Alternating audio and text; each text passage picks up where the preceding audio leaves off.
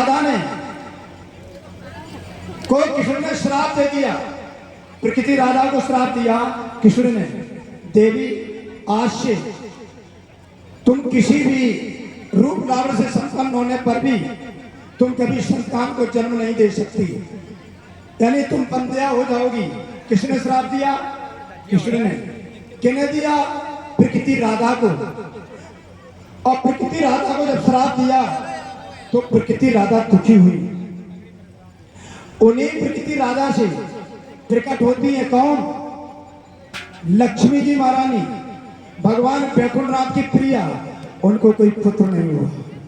उन्हीं प्रकृति राधा से प्रकट होती है कौन? भगवान शिव की प्रिया, जिन्हें दुर्गा लक्ष्मी सब कहते हैं, पार्वती सती कहते हैं, उन्हीं से प्रकट होती हैं। और प्यारे प्रेमियों, अभी मैं पढ़ाऊंगा, अभी ये जो मैंने बोला है अभी एक बच्चे से पढ़ाऊंगा। और उन्हीं प्रकृति राधा से प्रकट होती हैं सरस्वती, जो विद्या की देवी बोली जाती है।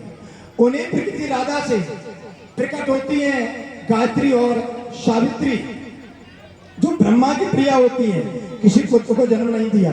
मेरे प्यारे प्रेमियों, ये कथा आप लोगों को पढ़ने को मिलेगी ब्रह्मवैवर्त पुराण के प्रकृति खंड में। लाइए, आइए बेटा पढ़िए।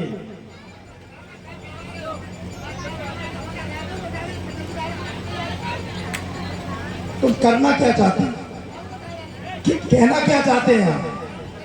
आप साधु नहीं हैं, आप एक अहंकारी हैं। आपने कोई अध्ययन नहीं किया, आपने कोई अध्ययन नहीं किया, आपने सुना है, आप एक अहंकारी हैं। यहाँ के लोगों को मूर्ख बनाते हैं आप, याद रखना, यहाँ के लोगों को मूर्ख बनाते हैं। अब तक तुम्हारी दुकान चलती होगी, परमानंद के सामने दुकान नहीं चलेगी, समझ लेना। अब तक आपने लोगों को मूर्ख बनाया, परमानंद के सामने तुम्हारी दुकान नहीं चलेगी, नहीं चलेगी, नहीं चलेगी। आइए पढ़ लीजिए, पढ़िए। तुम झूठ बोल रहे हो। आप महाराज जी 3 दिन से कह रहे हो, आज तक आपने कोई साथ चला के नहीं दिखाया कि आप भी दिखाइए, नहीं होता है। कितने लोग मेरी बात पर सहमत है? ठहर जाइए। कितने लोग मेरी बात पर सहमत है? हाथ उठाएं। देख लीजिए, तुम्हारा समाज में अपमान हो रहा है, तुम्हारा समाज अपमान कर रहा है। क्यों नहीं अपने समाज को समझा पाए? आज हमको समझाने के लिए आ गए। शर्म नहीं लगती तुमको? इन ग्रंथों पर लात फेंकते, इन ग्रंथों पर लात फेंकते तुम्हें लज्जा नहीं लगती है? शर्म नहीं लगती है तुमको? साधु का वेश बना करके धिक्कार है तुमको। भैया खुले मन से चैलेंज किया व्यक्ति ने। मैं खुले मन से चैलेंज कर रहा हूँ, मैं खुले मन से चैलेंज कर रहा हूँ। आओ पढ़ो, इन पर लात फेरो। मूर्ख बनाया बहुत लोगों को, तुमने कुछ भी नहीं। इनको भागवत का मंगलाचरण, चलो भागवत का मंगलाचरण सुना दो, मैं सारी कथा तुमको दे दूंगा। एक शब्द बोल दीजिए भागवत का मंगलाचरण, तुम एक शब्द नहीं आता है। क्या बोलोगे तुम? गप्पों से तुम्हारा गाँव है, मरवाने के लिए लाठी से मारोगे। आओ विद्वान हो तो मंच पे आओ। मैं सत्य कह रहा हूं, ये व्यक्ति चैलेंज कर रहा है तो आ जाइए। प्रधान जी, मैं सत्य कह रहा हूं। तुम कहते हो कि ग्रंथ नहीं मानेंगे, क्यों नहीं मानोगे?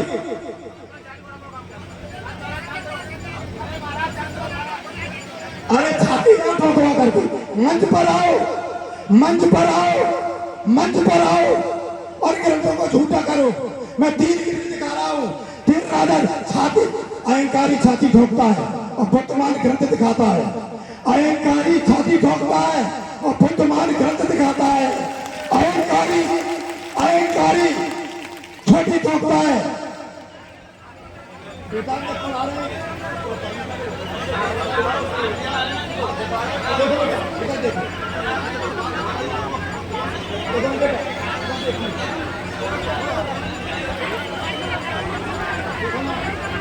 ये 3 राधाएं दिखा रहा हूं।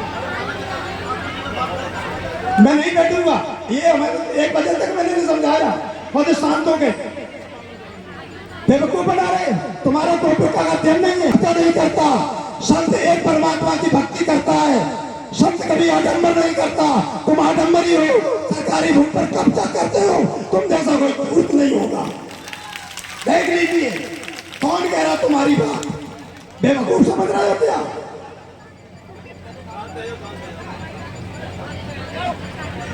देखिए ना 1 बजे तक ये बैठे रहे, इनको सारे ग्रंथ दिखाए, इनको सही बता रहा है, भागवत की कसम खा रहा हूँ, इनको भागवत का मंगलाचरण से सुना दे, मैं पूरी कथा 2 लाख रुपए इनको दे दूंगा और 2 लाख रुपए अपनी तरफ से दूंगा, 4 लाख रुपए आपको मिल रहा है। भागवत का मंगलाचरण सुना दीजिए, पहले श्लोक भागवत को सुना दीजिए, आपको 5 लाख रुपए इनाम दूंगा। आइए सुनाइए। अरे महाराज का एक कुआ में, पहले बताइए। कोरी बातों से विद्वता नहीं आती है महाराज, और केवल दाढ़ी रखना कोई साधु नहीं बन जाते। एक बात का ध्यान रखना, साधु व्यक्ति पेंट शर्ट वाला भी हो सकता है। मैंने क्या कहा? खुले मन से चैलेंज किया आपने आगे, पहली साधु की परिभाषा ही नहीं है। साधु कभी चैलेंज नहीं करता, साधु केवल भक्ति करता है, साधु शक्ति का प्रदर्शन नहीं करता है। साधु सदैव ध्यान से लड़ता है। मैंने बुलाया गया, देखिए ना आप लोगों ने बुलाया भागवत, भागवत 18 पुराणों में है, हाँ करो तो 18 पुराणों में भागवत है, तो मैं पुराण दिखा रहा हूँ और पुराणों में कृष्ण की 3 लीला दिखा रहा हूँ। तुम मान नहीं रहे हो, क्यों नहीं मान रहे हो? आओ दिखाओ, क्योंकि तुमने पढ़ा नहीं है, तुमने केवल लोगों को मूर्ख बनाया, लोगों से मूर्ख बना करके पैसा लेता, कुछ भी नहीं किया। समाज में आदमी कुछ करता है, तुमने क्या किया? और आप आ जाना परमानंद हॉस्पिटल में, कम से कम 10 लाख रुपए की दवाई रखी हुई है मरीजों को। मेरी 10 लाख रुपए सुनो, कम से कम 1000 गरीब बेटियों के विवाह कराती है, कम से कम 10 लाख लोगों का इलाज कराता है ये परमानंद। तुमने क्या किया? तुमने केवल अपना घर बनाया, समाज को लूट करके। साधु कभी लूटता नहीं है, क्या मूर्ख समझ रहे समाज को?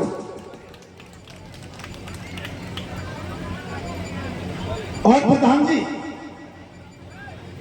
आइए, हमारे बीच में हर्षद मास्टर साहब हैं, शिषपाल शरद जी। शिषपाल शरद जी आप 1 मिनट के लिए मंच पे आ जाए। 6000 विद्यालय व्यक्ति के, बैठ जाइए माता जी।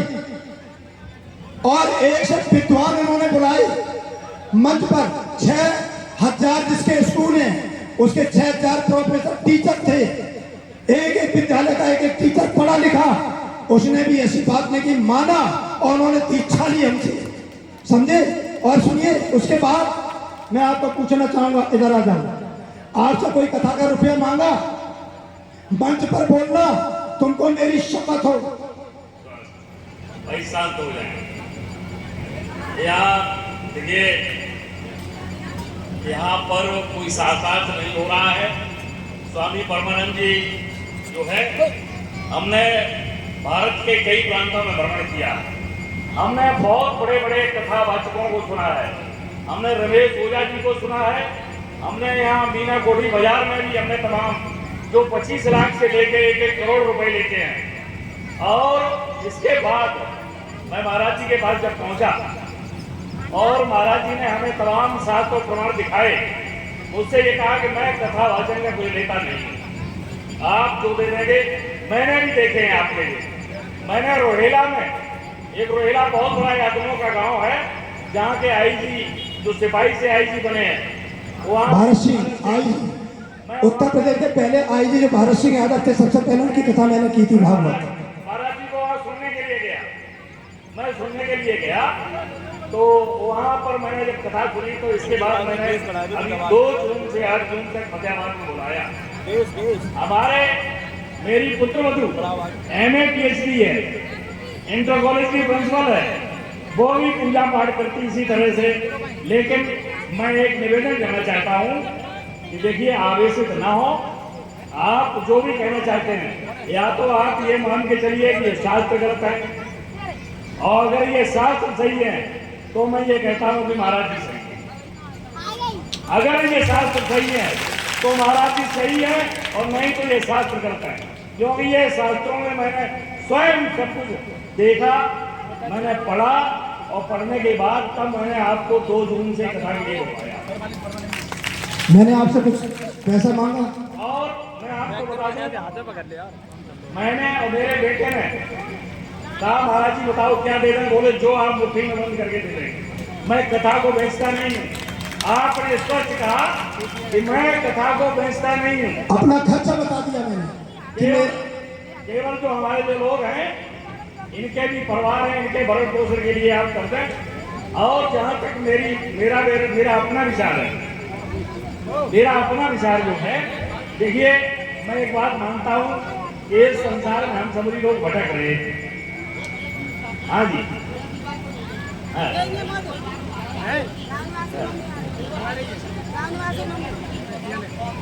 आप अपनी बहादुरी मत दिखाओ, मैं बहुत जानता हूँ तुम कुछ भी नहीं जानते हो, तुम्हारा अध्ययन कच्चा है, तुम भीतर को भी नहीं जानते हो, तुम कबीर साहब के भीतर को भी नहीं जानते हो।